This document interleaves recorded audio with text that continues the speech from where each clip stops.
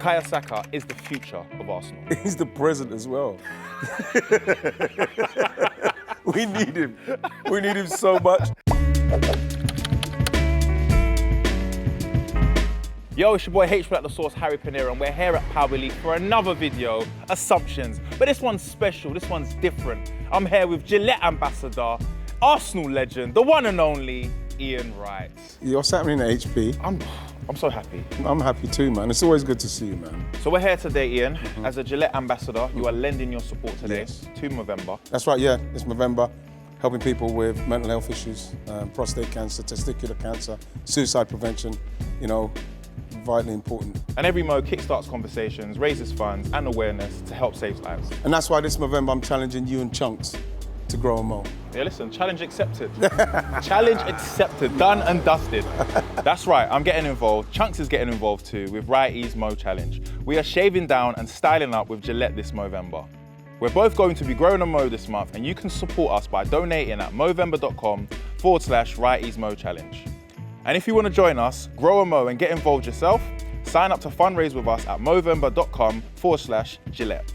And with all that being said, all the links are in the description below. And whatever you grow, will save a bro. Isn't that right, Wrighty? 100%. See, we don't lie over here. Nice, man. Let's get into it. Got the assumptions right here in my hand.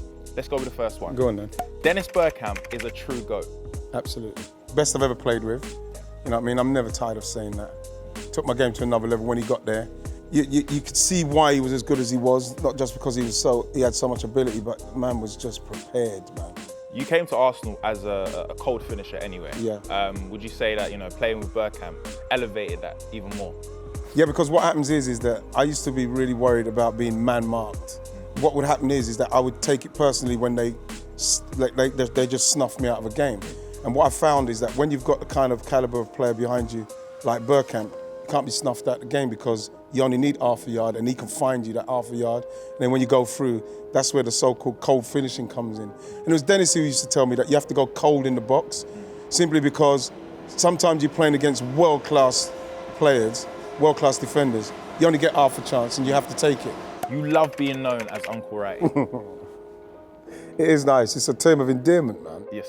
So the main thing is when people call you Uncle Wright, it's because they're giving you a certain respect because you've been for a certain experience. What they could say, yeah, he's an OG, he's an uncle, he's somebody that gives the advice, he's somebody you look up to. It's an unbelievable honor in the culture. You are my uncle, but that's by blood though. Thank you. A lot of people don't know that we actually are family. The resemblance is uncanny, as you can see. On to the next assumption. Go on. Vivian is your favourite Arsenal player right now. Listen, Viv is like how Bergkamp was, you know, everybody loves her because of how great she is. I have to say, at the moment, it's probably Katie McCabe, left back, man. Yeah. She is, you know, she's one of those players that you don't get less than 8 out of 10 from her. Yeah. Gets on with her game, flies into tackles, great footballer, great crosses, at the moment scoring great goals. I'm loving Katie McCabe at the moment. Being a baller is in the, it's in the right genes, because your grandson scored his first goal the other day. Yeah, Dimaggio. Yes. Yeah, well, you know what? It's not it's the journey what I've had, journey what Bradley's had, journey what Sean's had. It's kind of different to the one that Dimaggio's had because he's been in like Manchester City's academies from 10, them kind of ages. He left, you know what I mean, went to Stoke because he believed that it's a better move for him. And all we want for him is into focus. It's tough. Anybody can tell you. He's trying to be a professional footballer, how tough it is. He's got a lot of people around him who can guide him. So he's very fortunate in that respect, but man's focused, bro. I'm so proud of that with him. We love you, man. But not only him, your granddaughter's got skills as well. Have you seen her? I've seen her, right, man. Yeah. We just, like I say, she loves it. Yeah. Never seen anything like it. She practices every minute of the day. Every minute of the day, she can't get enough rap. SAKA is the future of Arsenal. He's the president as well. We need him. We need him so much. This is why, when I said, you know, he's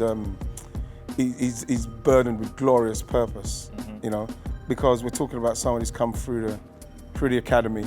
Everybody knew what he was capable of when he was a youngster. He's come through, he's answered all the questions, you know, he's got himself into England. arguably our best player. We need him. Obviously, Emile Smith Rowe coming through, Edgar, Ben White, you know, Sambi Lokonga. We got a lot of players now with a high ceiling, and if they can reach their potential, we got some super players, bro. David Seaman has the greatest mo the game has ever seen. Yeah, you know something about David Seaman's mo, that when he shaved it off, it was strange to look at him. It was really, really strange to look at him. I remember when he came in and he didn't have it, people were walking past him, didn't recognize him. Have you ever grown a mo before? Do you know what? In early Because I've always stages- seen this. But now, obviously, you know. Will it grow in nice? Will it grow big? Watch at the end of November how I look. Okay. I might even keep it.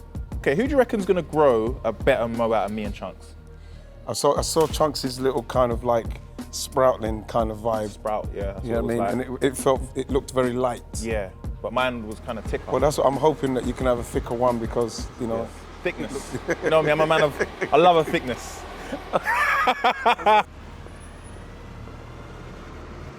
Emile Smith Rowe is the truth. Absolute truth. Yeah.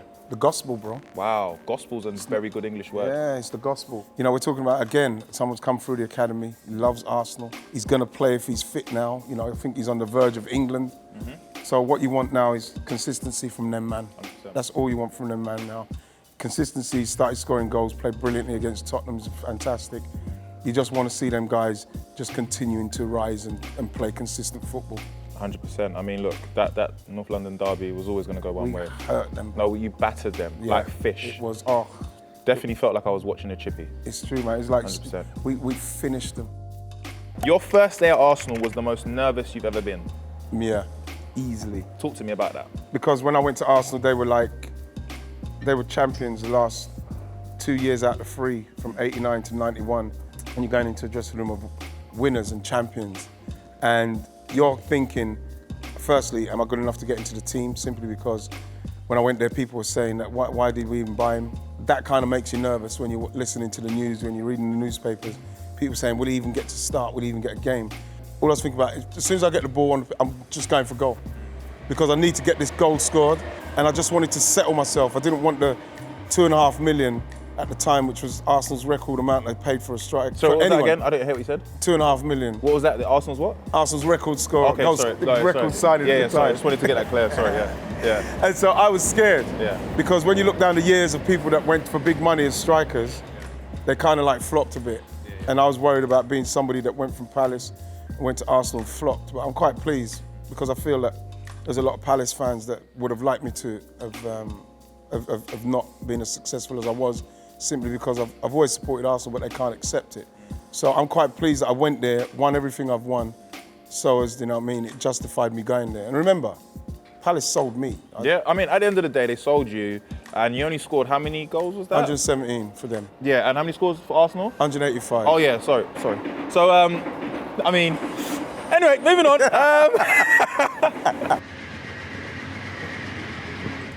This one deeply upsets me, but here's the assumption. You would have tore up Euro 96. Euro 96 is always a sore subject for me, because I got left out right at the death. And they introduced the golden goal for that tournament. And I knew that I wasn't going to start. I knew that. I knew Shearer was going to start. Shearer hadn't scored for 2 years leading into that hour.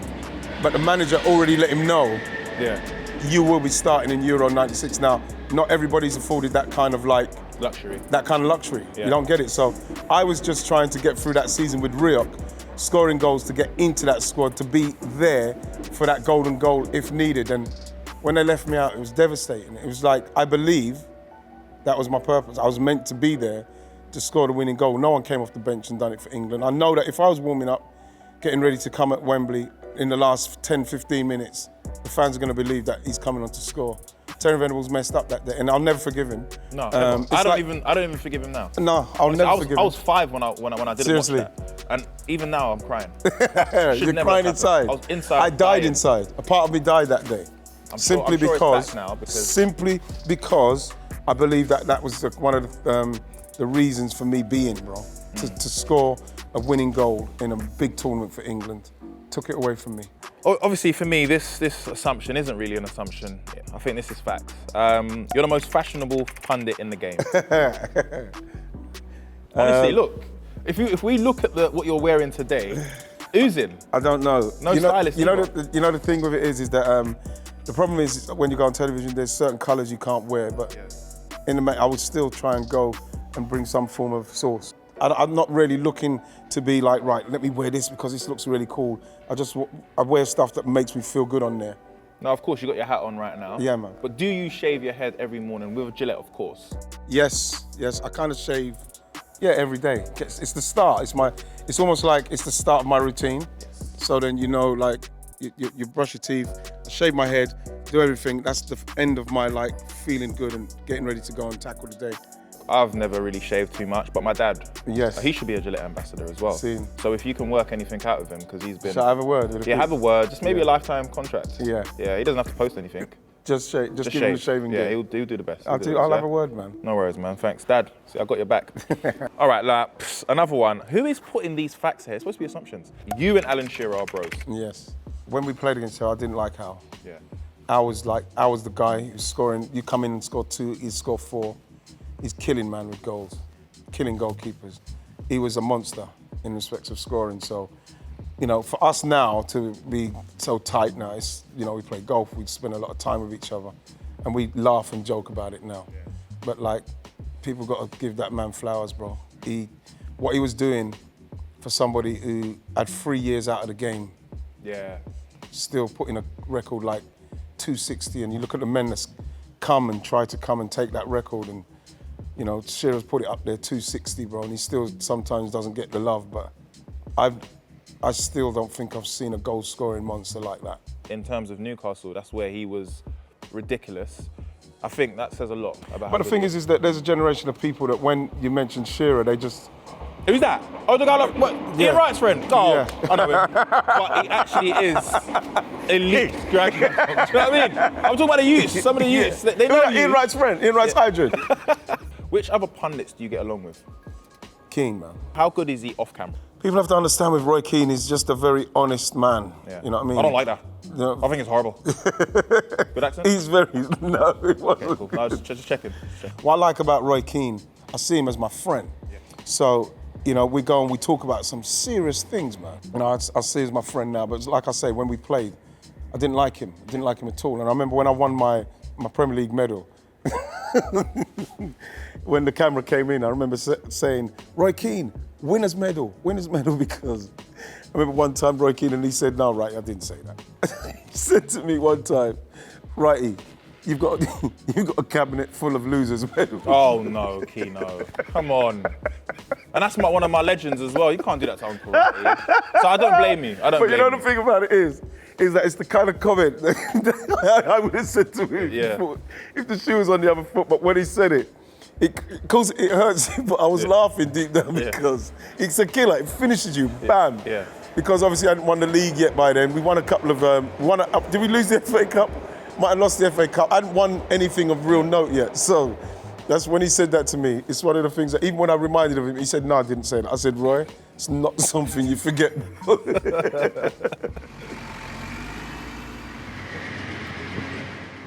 Raheem Sterling hasn't even hit his prime yet. Fellow Gillette ambassador, of course. Mm-hmm. People don't understand. You see, people talk about Raheem Sterling. What's Raheem now, 26? 26. 26. I went to Arsenal at 28. I don't know why people are talking about, Raheem Sterling, he's prime. Raheem Sterling, what's going to happen to him? Raheem's been playing at such a high level from such a young age. I was hearing about Raheem when he was 14, when he was still in and around QPR before he went to Liverpool. Yeah. And so he's been playing a high level of football from then to now.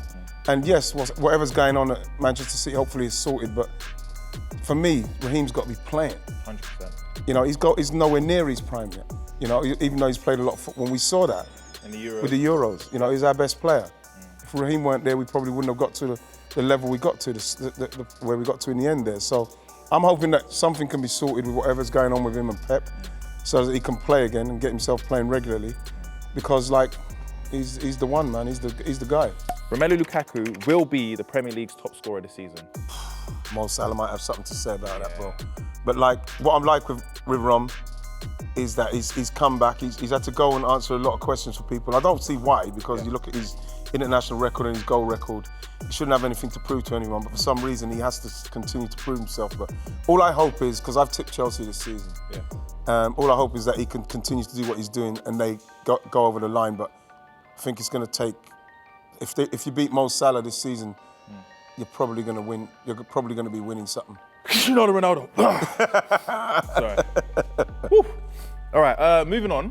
Funny you said Mo Salah. Another assumption we have here is Mo Salah is the best player in the world right now. Yeah, I'll probably go with that. Over Benzema? Yeah. Okay. But Mo is playing electric. Yeah. You know, that goal, what he scored against City. Yeah, he sent everybody shot. Sent them to shop, And laid them down. Keep the change. Done everything. Yeah. He done everything to him. And if he carries on like that and he looks like he's on a bit of a mission, then yeah, at the moment you'd probably say Mo Salah is the best in the world at the moment. Now this lie is probably the biggest lie I've ever seen. I don't even know why it's here, but I'm going to ask it anyway. The future looks bright for Arsenal.